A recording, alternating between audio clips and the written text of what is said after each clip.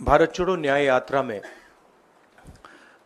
मणिपुर से हम महाराष्ट्र गए और रास्ते में हजारों युवाओं ने कंप्लेन की थी कि हिंदुस्तान में नॉन स्टॉप पेपर लीक होते हैं।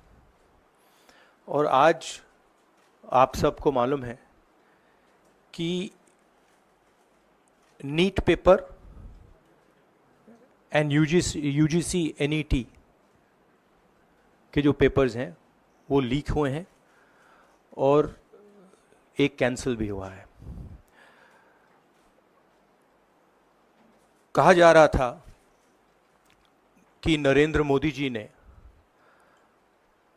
यूक्रेन की लड़ाई रोक दी थी।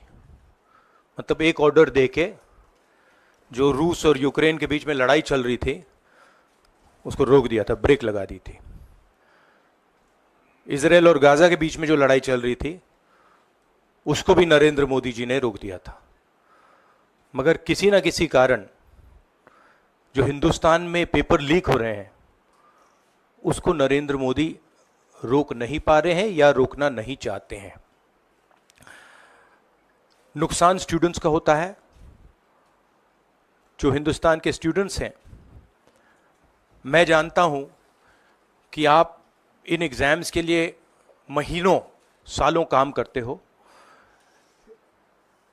ये आपका फ्यूचर है और आपके फ्यूचर से खिलवाड़ किया जा रहा है।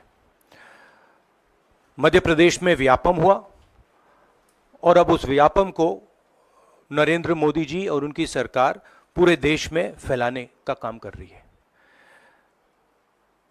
मैं इंस्टीट्यूशनल कैप्चर की बात करता हूं, मीडिया की बात करी, अलग अलग हिंदुस्तान के जो संस्थाएं हैं उनकी बात की।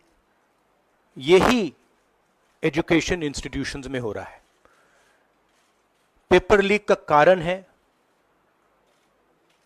कि सारे के सारे वाइस चांसलर्स, एजुकेशन सिस्टम को बीजेपी के लोगों ने, उनके पेरेंट ऑर्गेनाइजेशन ने कैप्चर कर रखा है।